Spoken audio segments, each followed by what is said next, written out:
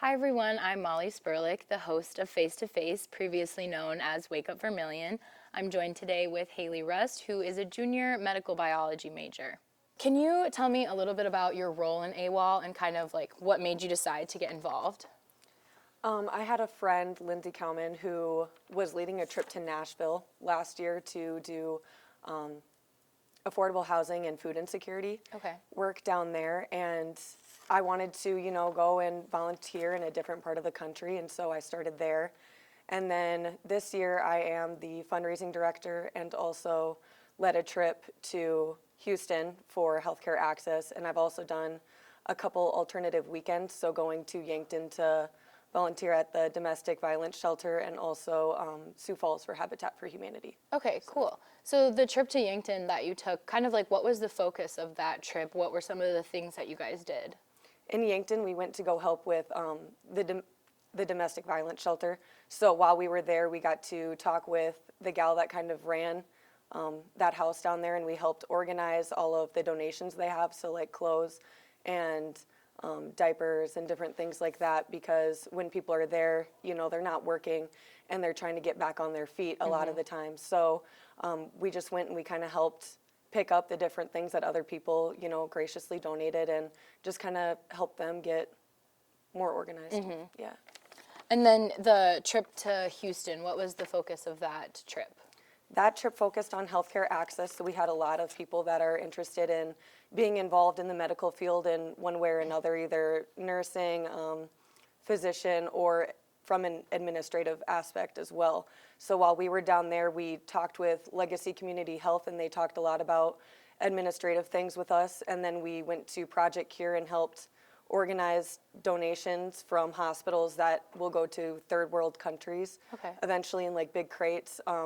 We also made a meal at the Ronald McDonald House and got to interact with the families that live there and the kids that are, going through different medical struggles. So it was really cool. We got to see a lot of different things. Yeah, that's awesome.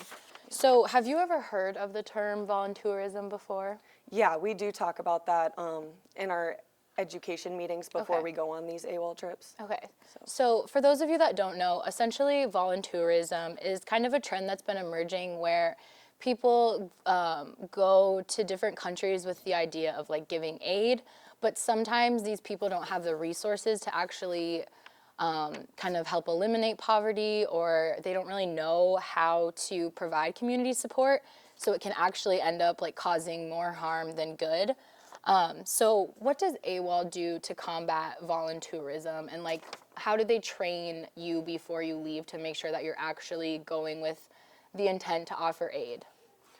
We work a lot, like 5 weeks prior to leaving, we have like 5 different meetings where the site leaders will lead discussion on just different education aspects for the trip. So talking about prejudices and learning not to kind of overstep our boundaries. And we also talk about, like in my case, Houston as a whole, like the different ethnicities there, the different cultures, the different languages. We just kind of get a more well-rounded understanding of the community that we are going to help before we even go down there, so we don't go down there with this mindset that we're gonna change things. We're there to help, and we're there to be accepted by that community, so we don't overstep. Yeah. And then how are like trip locations chosen, and kind of how do you determine the ways that you're going to help a specific community? The locations this year, they've given us more freedom to kind of choose from a site leader perspective. In the past, it's always been the board kind of determining where those locations would be.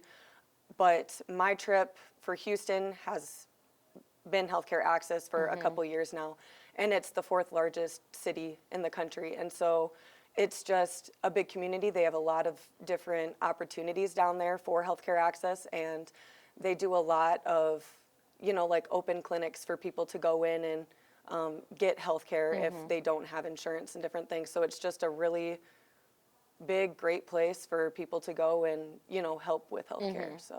And so do these like communities typically reach out to AWOL, or does AWOL kind of reach out to different places and Like, how does that process work? We reach out to them, so the Okay. site leaders will talk to different learning partners, or not learning partners, community partners Okay. while we're down there.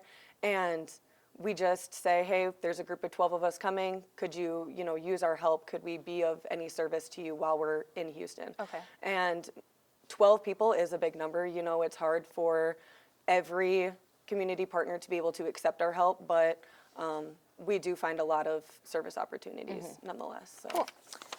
And so I think a lot of like social media influencers kind of like use voluntourism as a way to gain followers.